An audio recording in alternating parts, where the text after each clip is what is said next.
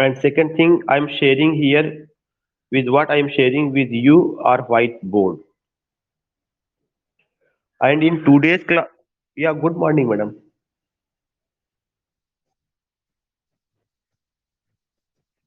Yeah, we have completed Elizabethan age. Yeah, we have completed Elizabethan age. After Elizabethan age, I'm going to take uh, Jacobian age in today's class. आज की class में जो हम बात कर रहे हैं वो जैकोबियन एज पर है। JACOBEAN Jacobian as. इसकी जो डेट है 1603 से लेकर 1625 तक, 1603 ईस्वी से लेकर 1625 ईस्वी तक का जो पीरियड है वो जैकोबियन एज का हिस्सा है। और इस जैकोबियन एज में जब आप देखेंगे तो एक बहुत इंपॉर्टेंट चीज है कि इस जैकोबियन एज में आपको क्या स्टडी करना, what you have to read, आपको पढ़ना क्या है।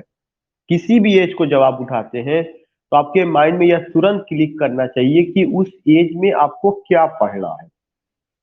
तो सबसे पहला चीज कि इस जैकोबियन एज में एक नया पॉइंट आपको देखने को मिलता है, दैट इज पोइट्री के फील्ड में metaphysical school of poetry. Metaphysical school of poetry, एक चीज ये आपको पढ़ना है। और एक चीज आपका ड्रामा के फील्ड में हुआ है, और उस ड्रामा में एक बड़े राइटर आते हैं, बेन जॉनसन। अगर आप ये दो टॉपिक कवर कर लेते हैं तो it means that you have done what you have done metaphysical school of poetry. If you go with these two topics it means that you have done what you have done metaphysical school of poetry. तो means Jacobian age. If you take these two topic, it means that you have done Jacobian age, and these two topic means metaphysical school of poetry और दूसरा Ben Jonson. So what आई से कि एक तो एक हमें cover करना है, इसके अलावा कुछ छोटे छोटे मूवमेंट आते हैं वो एक नए एज में आएंगे, उसकी बात हम लोग बाद में करेंगे। तो एक तो जब भी आप किसी एज को पढ़ रहे हैं तो आपको ये पता चला कि जैकोबियन एज जो है किसी के नाम पर रखा गया, किसी घटना के नाम पर नहीं, किसी आइडियोलॉजी के नाम पर नहीं। जैसे एलिजाबेथन एज था तो क्वीन एलिजाबेथ के नाम पर, ऐसे ही जैकोबियन एज जैकब के नाम पर। तो जो जैकब है वो क्या है, Jacob Jacob Latin name, Latin name for King James first. इसका मतलब जो जैकोबियन एज है वह किंग जेम्स फर्स्ट के नाम पर रहा है। और किंग जेम्स फर्स्ट को जो है लैटिन में क्या कहा गया था, जैकब कहा गया था। This is why you find what, this is why you find Jacobean age. King James first, Jacob Latin name for King James first.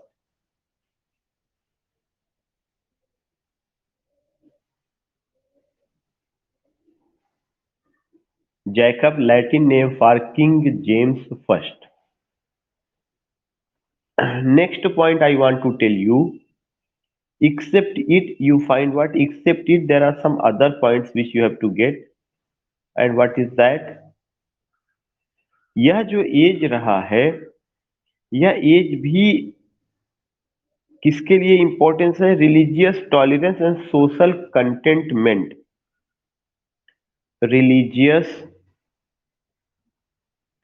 Tolerance, TOLERANCE, and social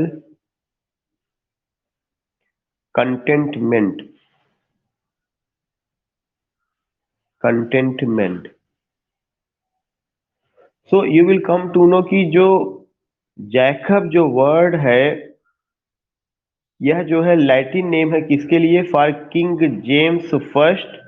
और दूसरा पॉइंट मैंने आपको बताया कि रिलीजियस टॉलरेंस का एज था, और religious tolerance के साथ साथ सोशल कंटेनमेंट का एज था, सामाजिक संतुष्टि का एज था, समाज में शांति कायम रही है। ये बातें मैंने आपको एलिजाबेथन एज में भी ये दो टर्म बताया था, और ये दोनों टर्म जो है यहाँ पर भी आपको देखने को मिलेगा। इसके अलावा जो तीसरा पॉइंट आपको ध्यान में रखना है कि इस एज में वो सारी चीजें देखने को मिलेंगी जो रिनेशा में रहा है। कौन सा? It was an age of individualism, DUALISM, individualism, comma patriotism, PATRIOTISM, patriotism, comma humanism, and cult of beauty, CULT, cult of beauty. यह जो एज था, इंडिविजुअलिज्म का एज था, पैट्रियटिज्म का एज था, ह्यूमनिज्म का एज था, एंड कल्ट ऑफ ब्यूटी का एज था। यह एक बहुत इंपॉर्टेंट पॉइंट आपका रहा है जो आपको ध्यान में रखना है कि it was an age of individualism, patriotism, humanism and cult of beauty, cult of beauty का एज रहा है। Next point,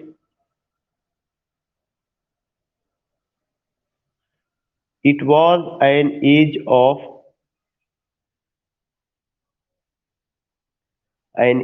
of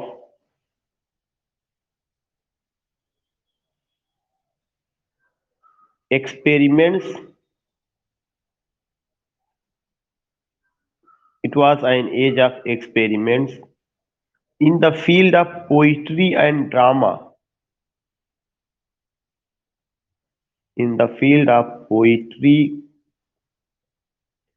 and drama, यह जो एज रहा है यह एक्सपेरिमेंट का एज रहा है। और किसके एक्सपेरिमेंट का एज रहा है? In the field of poetry and drama, poetry और ड्रामा के फील्ड में एक्सपेरिमेंट का, poetry and drama, and drama. In the field of poetry, in the field of poetry we find John Donne,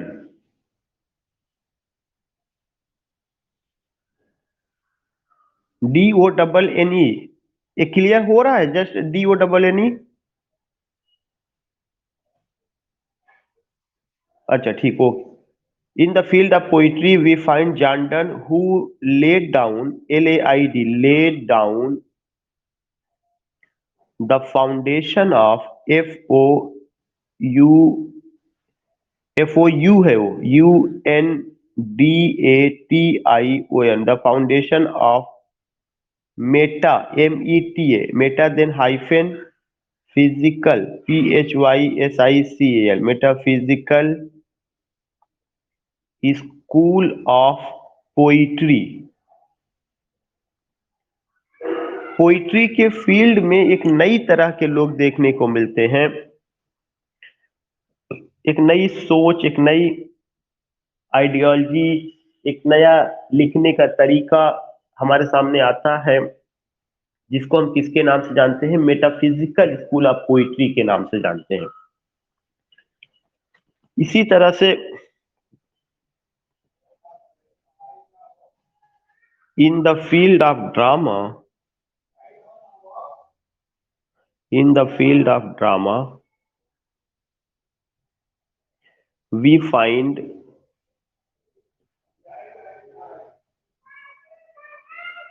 Ben Jonson,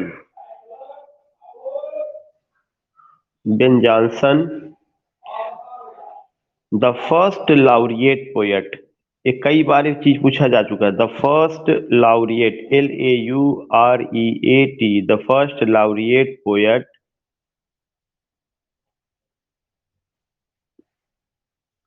who wrote comedy of humor?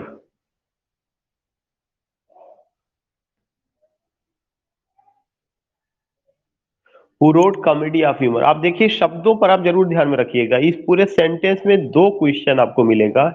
Drama के field में Ben Jonson आते हैं, जो पहले laureate poet है, और इन्होंने कौन सा काम किया है? इन्होंने कॉमेडी ऑफ ह्यूमर मतलब एक नई तरह का प्ले लिखना शुरू किया। तो पोइट्री में जॉन डन ने एक नई तरह की पोइट्री लिखना शुरू किया। ड्रामा में बेन जॉनसन ने एक नई तरह का ड्रामा लिखना शुरू किया। therefore you can just understand कि दोनों के बीच में मतलब जो एलिजाबेथन पोइट्री रही है, जो आपका एलिजाबेथन ड्रामा रहा है, वह यहाँ पे उस तरह से नहीं चलता है।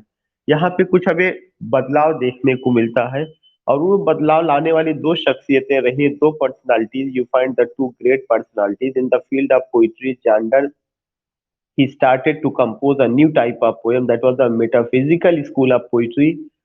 On the other hand, you find whom? You find Ben Jonson, the first laureate poet in the field of drama. You will come to know he wrote what? He wrote comedy of humor. So comedy में एक नया experiment आपको देखने को मिलेगा। So remember that कि इतना के अलावा एक और चीज आपको ध्यान में रखना है। प्रोज में आज भी आप एक आदमी को पाएंगे, वो है बेन जॉनसन। सॉरी, प्रोज में फ्रांसिस बेकन को अभी भी आप पाएंगे, क्योंकि फ्रांसिस बेकन की मौत 1626 ईस्वी में, ऐसी कुछ date I am missing, perhaps 1626 ही रही है क्या? तो you will come to know कि हाँ, उनकी मौत जो है 1626 में रही। तो प्रोज के फील्ड में you can just see the presence of that man. Bacon अभी भी है, लेकिन प्रोस में एक बड़ा काम इस समय देखने को मिलेगा, जो कल मैंने डिस्कस किया था, जो हर हर हर एस्पिरेंट को पता होना चाहिए कि authorised, AUTHORIS,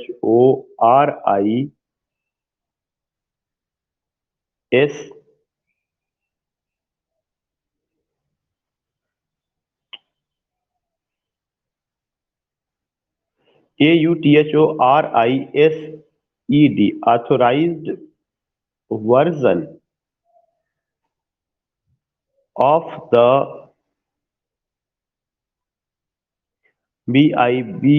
Bible came in 1611। जो authorised version of the Bible है वो 1611 ईस्वी में आया। So what I want to tell you कि बाइबल के फील्ड में एक नया एक्सपेरिमेंट होता है, और वह एक्सपेरिमेंट यही है कि जो authorised version of the Bible है, इट केम इन 1611 या 1611 ईस्वी में आता है। It was a new experiment, it was a new job which you find here. therefore we should know कि authorized version of the Bible it came in 1611। और यह जो authorised version of the Bible रहा है, James first के leadership में आता है। प्रोस के फील्ड में इसका बहुत बड़ा कंट्रीब्यूशन रहा। क्यों रहा है? जो बाइबल का ट्रांसलेशन करने पर लोगों को आग के हवाले कर दिया जाता था, कैपिटल पनिशमेंट दिया जाता था, या लोगों को जो है एग्जाइल्ड कर दिया जाता था, उसी पार्टिकुलर चीज को जो है किंग ने एक कमेटी बनाई और कहा कि जो है इसको प्रिंट किया जाए, and it should be distributed without any cost, it should be given without taking even a single penny to the people, it should be distributed among the people without taking even a single penny। तो यह एक बड़ा चीज होता है जो John Wycliffe ने जो जिस चीज की शुरुआत की कि translation of the Bible from Latin into English in 1382, जो जॉन वाइक्लिफ ने शुरुआत की है, वो चीज आपको यहाँ पे देखने को मिलेगा कि authorised version of the Bible came. और यह प्रोस के फील्ड में एक बड़ा काम माना जाता है कि वो हुआ था। तो इतनी सारी चीजें तो मैंने आपको डेट बताया कि डेट 1603 और 1625 जैकोबियन एज से। फिर जैकोबियन एज में किंग जेम्स फर्स्ट, जिनको लैटिन में जैकब के नाम से एड्रेस किया गया है। फिर मैंने आपको बताया कि इस फील्ड में क्या क्या एक्सपेरिमेंट हुए हैं। अब जो एक्सपेरिमेंट हुआ है, उस एक्सपेरिमेंट में सबसे पहले मैं सिंपल वे में आपको ड्रामा पे ही बात करूंगा, और बेन जॉनसन को कवर कर लेता हूं पहले कि If I take Ben Jonson,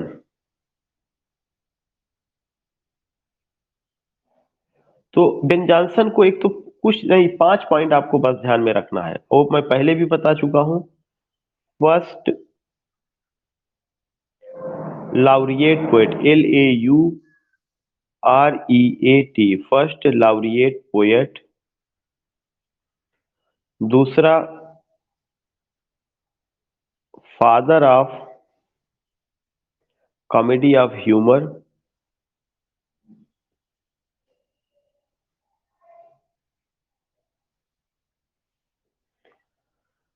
पहले लाउरिएट पोएट रहे हैं, दूसरा कौन रहे, father of comedy of humour रहे हैं। तो ये दो तीन पॉइंट है जो आपको ध्यान में रखना है कि अगर आपको याद होगा इनसे रिलेटेड कोई ना कोई टेक्स्ट हो सकता है कि आपके यहाँ सिलेबस में रही हो।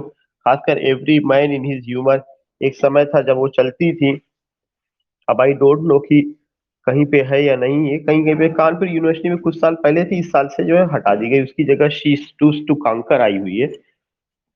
तो कॉमेडी ऑफ ह्यूमर हुआ, ये बेन जॉनसन की एक खासियत रही है कि उन्होंने इस तरह का काम किया है। नेक्स्ट पॉइंट जो मैं आपसे शेयर करना चाहता हूं या बताना चाहता हूं कि बेन जॉनसन ने जो काम किया है वो तो अनडाउटली जो है उसमें रहे, लेकिन ये शेक्सपियर के कंटेम्प्रेरी भी थे। जो लास्ट फेज आपका शेक्सपियर का था, शेक्सपियर का करियर का, वो उससे बिलोंग करते हैं। तो तीसरा पॉइंट हम ये भी लिख सकते हैं कि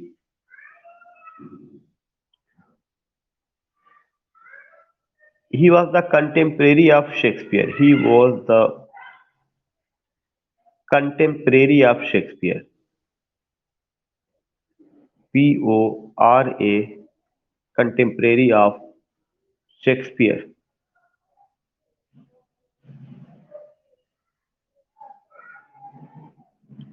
शेक्सपियर के कंटेम्प्रेरी थे, तो एक चीज ये देखा जा सकता है।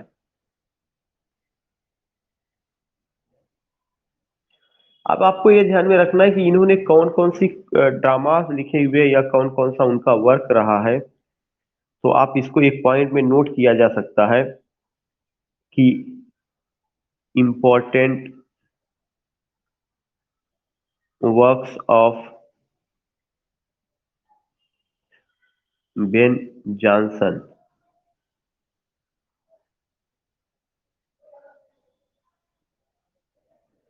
Important works of Ben Jonson, एक उनका जो वर्क था every man in his humour, EVERY, every man in his humour.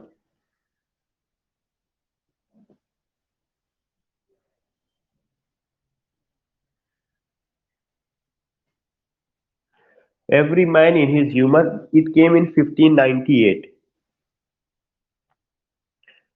1598।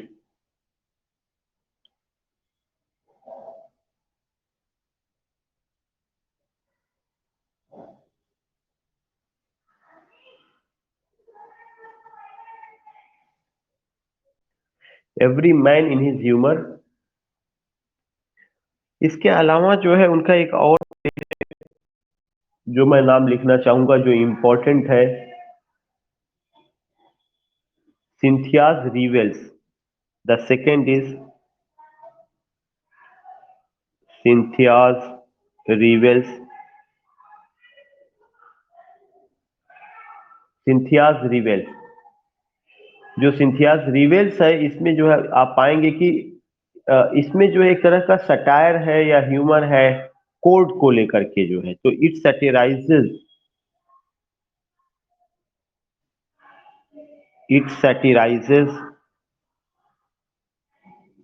IZES, it satirizes the humors of the court,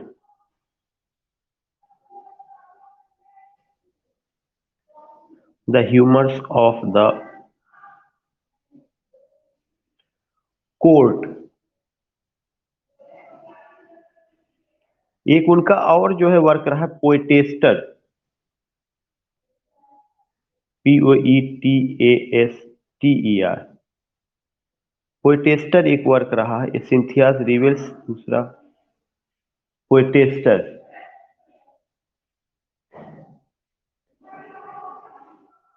पोएटेस्टर में उन्होंने कंटेम्प्रेरी राइटर्स को सैटिराइज किया, he satirises contemporary writers.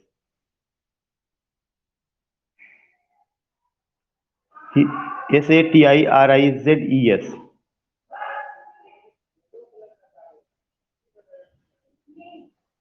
he satirizes contemporary writers,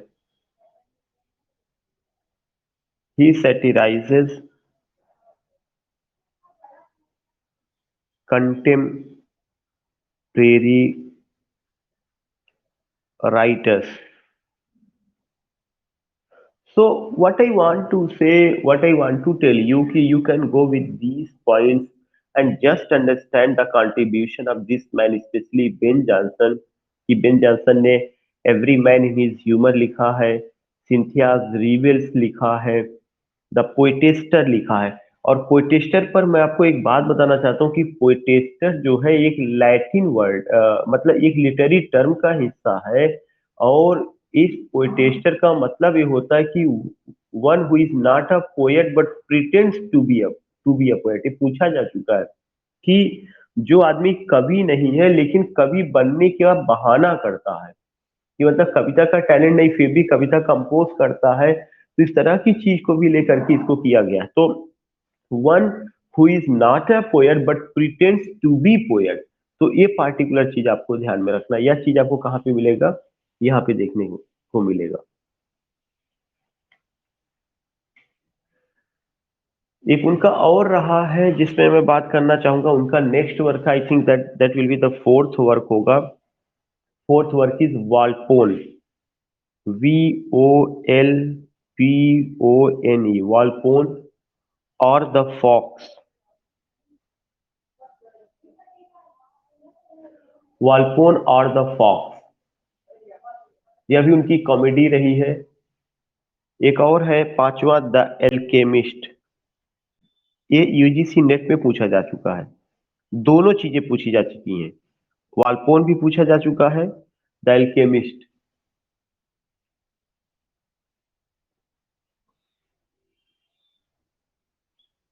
next है एपिसीन,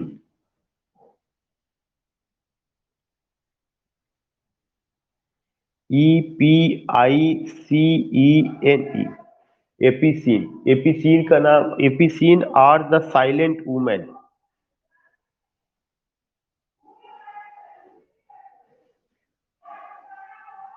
or the Silent Woman, or the Silent women.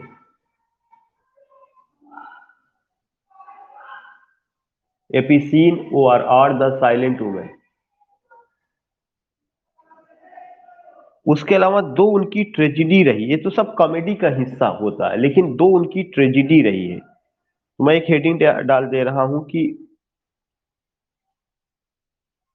His tragedies, ताकि आपको अलग से ध्यान में रहे।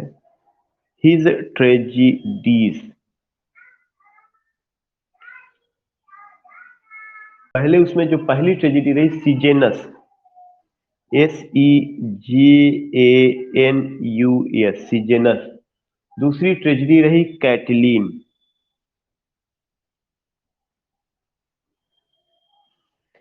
सीजेनस एंड कैटलीन, ये दो उनकी ट्रेजिडी रही है, Roman tragedies.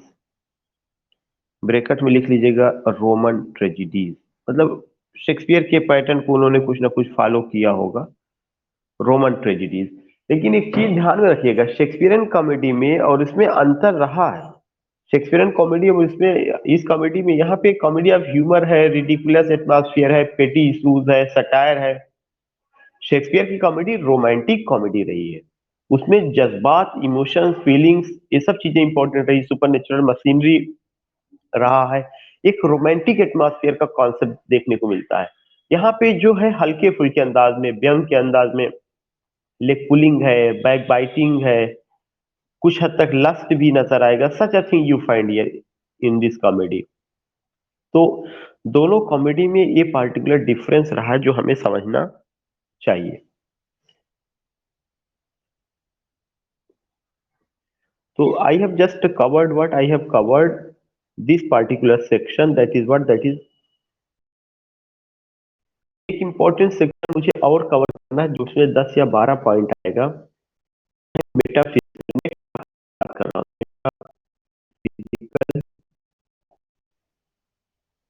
School of poetry school of poetry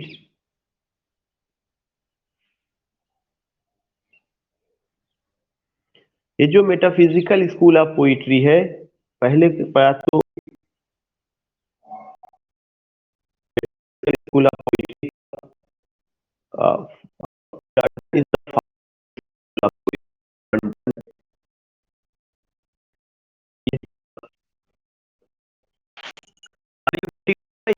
और किसी can anyone tell me are you get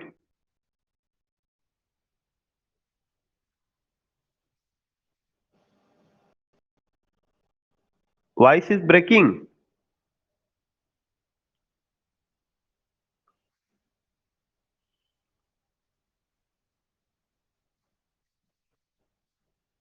now अब the same thing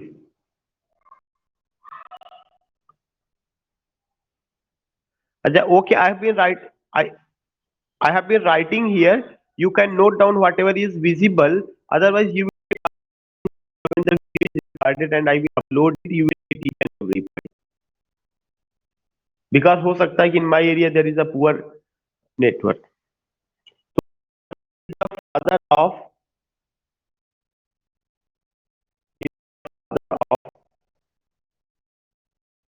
metaphysical school of poetry.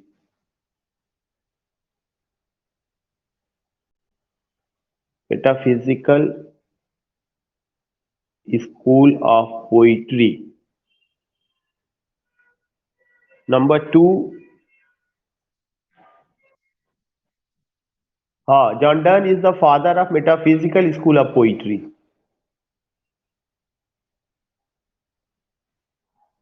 Number two,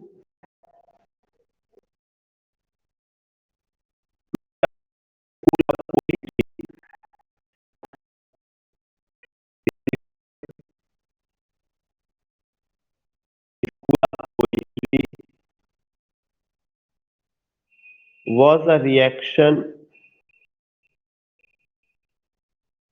was a reaction against Elizabethan school of poetry.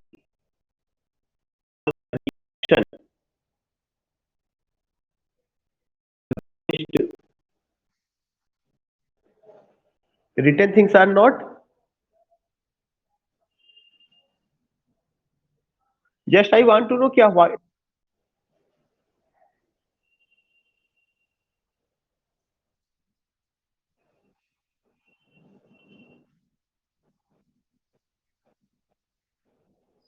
I just told you कि metaphysical school of poetry was a reaction against Elizabethan poetry.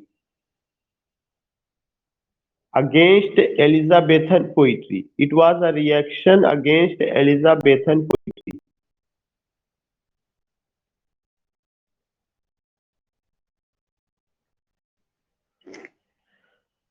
I told you it was a reaction. Metaphysical school of poetry was a reaction. मतलब pattern Elizabethan poetry का लिखने का metaphysical में आपको नहीं देखने को मिलता है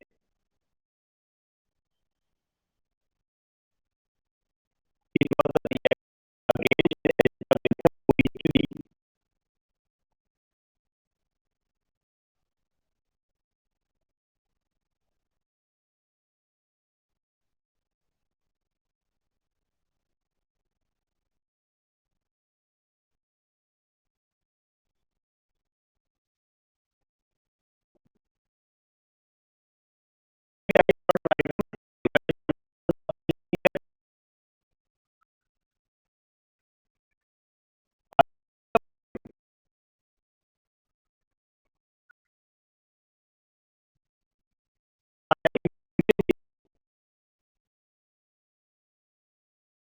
Now the next Elizabethan poetry was Elizabethan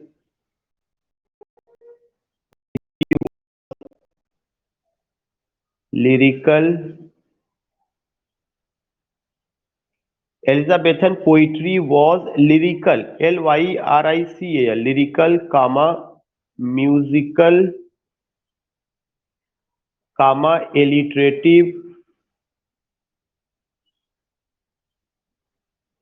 and emotional, and highly emotional.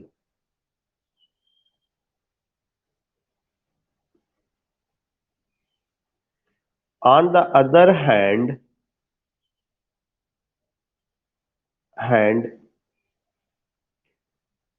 we find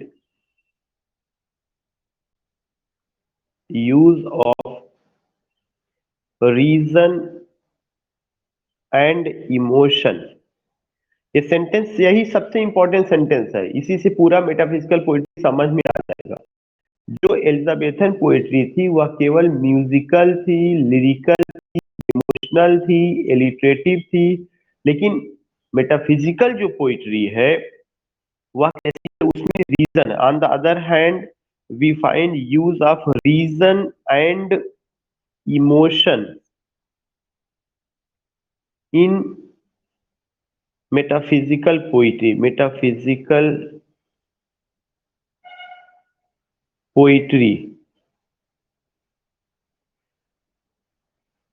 next point, fourth,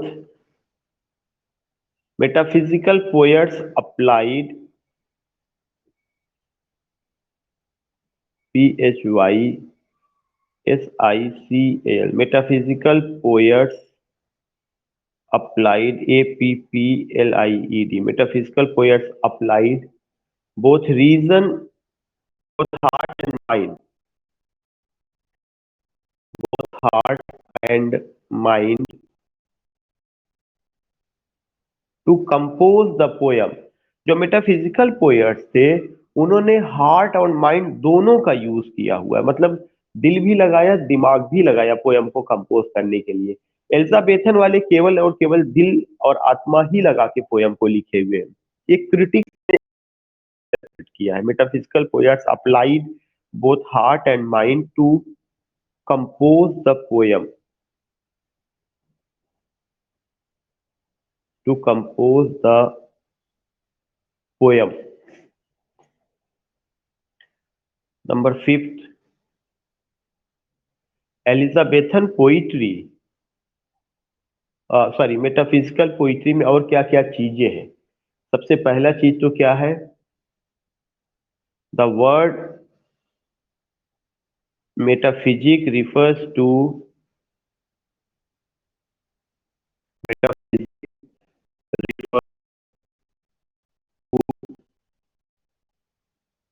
to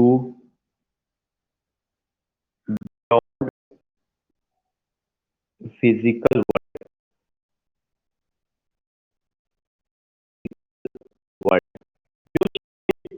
physical अपनी आंखों के सामने देखते हैं, जो एक भौतिकी है, जो एक फिजिकल स्ट्रक्चर है दुनिया का, इससे एबव की वो इससे beyond वो बात करते हैं यूनिवर्स के बारे में और चीजें which we can't see with our open eye। हमारी लाइफ का हिस्सा like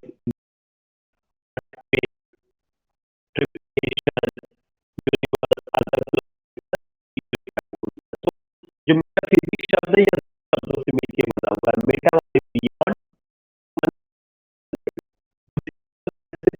है, वहां का भी वो एग्जांपल देते हैं। Now the sixth point, they का मतलब metaphysical poet, they use simile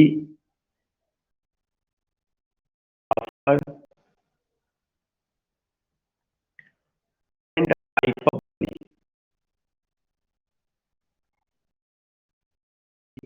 and hyperbole in their poem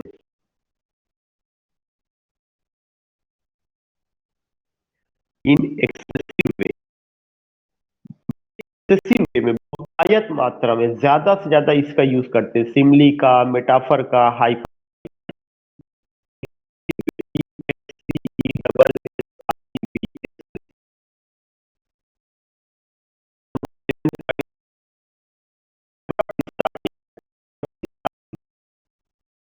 A B.